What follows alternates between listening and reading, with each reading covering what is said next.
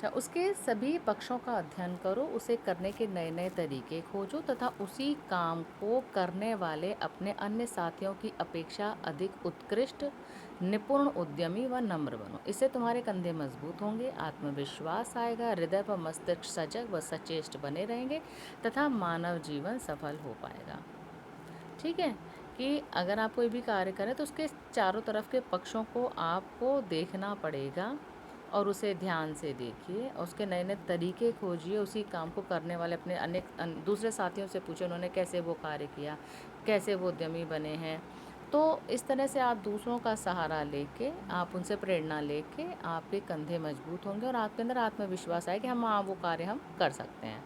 हृदय व मस्तिष्क सजग व सचेष्ट बने रहेंगे। जो आपका हृदय है और आपका जो दिमाग है, मस्तिष्क है, वो जागरूक रहेगा और आप निरंतर चेष्टारत रहेंगे तथा आपका जो मानव जीवन है वो भी सफल हो जाएगा। हल्के हवा के झोंके से जो वृक्ष गिर जाता है वह किसी को फल फूल नहीं दे पाता। ठीक है? छोटा जैसे ज़रा सी हवा आई और उसमें कोई पेड़ जो है धराशायी हो गया, गिर गया, तो वो किसी को फल फूल क्या देगा? जो खुद ही कमज़ोर है वो दूसरों के लिए प्रेरणा स्रोत नहीं बन सकता।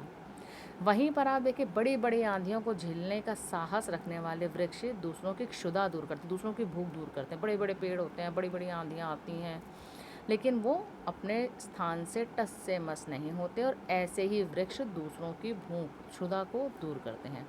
पथिक को आश्रय प्रदान करते हैं, उनके पेड़ की छाँव के नीचे वो पथिक जो राहगीर होते हैं, वो वहाँ पे विश्राम करते हैं। इसी प्रकार जो व्यक्ति क्षण-क्षण में विचार बदलता है, दूसरों की सलाह पर स्वयं निश्चित की हुई दिशाओं को त्याग देता है, वह संसार में कोई महान कार्य नहीं कर पाता। मतलब बहुत से व्यक्ति थे कि मेरा पल-पल विचार बदलता रहे, आज आज कहेंगे मैं ये करूँगा, कल कहेंगे मैं ये करूँगा, परसों कहेंगे मैं ये करूँगा। तो ऐसे जो व्यक्ति होते हैं, उनका उनका क्या होता है कि वो कभी भी कोई भी कार्य नहीं कर पाते हैं। दूसरों की सलाह पे अगर उन्होंने कोई दिशा निर्धारित कर ली कि कोई लक्ष्य बनाया कि मैं तो ये करूँगा या करूँगी, लेकिन जब दूसरों ने कोई सजेशन दे दिया, उन्हें कोई सलाह मिल गई, तो उन्होंने वो अपना जो अपना निश्चित किया हुआ है, उसे उन्होंने त्याग दिया। तो वो कभी भी कोई महान कार्य नहीं कर पाते क्योंकि जो व्यक्ति दूरदर्शी नहीं है, जो अपनी सूझबूझ से कार्य नहीं कर सकता है, अपने सोच विचार से कार्य नहीं कर सकता, तो वो व्यक्ति जो है वो निरर्थक है उसका जीवन, क्योंकि वो दूसरों पर आश्रित होता है। तो कहना क्या है कि जो व्यक्ति दूरदर्शी है, अपनी सूझबूझ से आने वाली परिस्थितियों पर सोच विचार कर कदम उठाता है, उसे बड़ी से बड़ी मुश्किलें भी नहीं हिला पाती और वो अपनी समझदारी से प्रत्येक दिशा में सफलता प्राप्त करता है। और सफलता प्राप्ति का मुख्य आधार क्या है? शुरू में ही बताया था, परिश्रम। बिना परिश्रम के, बिना मेहनत के कभी भी कोई भी चीज़ आपको प्राप्त नहीं होगी।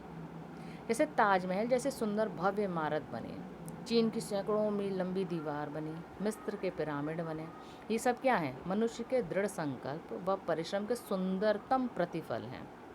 ठीक है? पक्के इरादों के कारण ही लोगों ने एवरेस्ट की चोटी पर विजय का परचम लहराया। अब तो बहुत से देखिए कि दिव्यांग होते हैं, वो भी एवरेस्ट की चोटी पर पहुंच जाते हैं, बड़े-बड़े समुद्र लांघ लेते हैं। तो उनमें क्या है? उनके अंदर एक दृढ़ संकल्प की भावना है, उनके इरादे हैं, तभी वो इतनी ऊंचाइयों तक पहुँचे। चाँद पे लोग पहुँच गए, कैसे पहुँच गए? क्योंकि उनके अंदर क्षमता थी, उनके इरादे पक्के थे। तो परिश्रम और दृढ़ संकल्प की पूंजी जिसके पास है, आवश्यकता है इसके उपयोग की। ठीक है? कि जिसके पास परिश्रम है, जो दृढ़ संकल्पी है, जो मतलब अड़ा है कि नहीं मुझे ये काम करना है, तो उसको क्या है? आवश्यकता है उसके उपयोग की, उसे उसे उसका उपयोग करना चाहिए। इसका कारण क्या है? आलस से करो नहीं, आयास से डरो नहीं। आयास क्या है? परिश्रम। कि आलस करना नहीं है और परिश्रम से डरना नहीं है। अर्थात आलस को, सुखों को त्याग करके परिश्रम तथा साहस से लक्ष्य प्राप्ति की ओर बढ़ने वाले व्यक्ति का वर्ण सफलता स्वयं आगे बढ़कर करती है।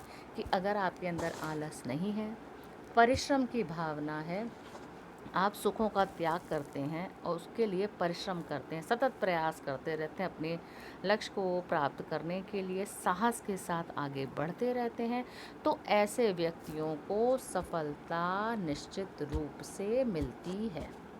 ठीक है? तो सारांश क्या है कि सफलता प्राप्त करने के लिए पक्के इरादे, परिश्रम, एक निश्चित लक्ष्य होना चाहिए, तभी आप सफलता प्राप्त कर सकते हैं। पाठ यहीं समाप्त है और आप सब इसके शब्दार्थ लिखिएगा और उसके बाद इसके प्रश्न उत्तर लिखेंगे। ओके।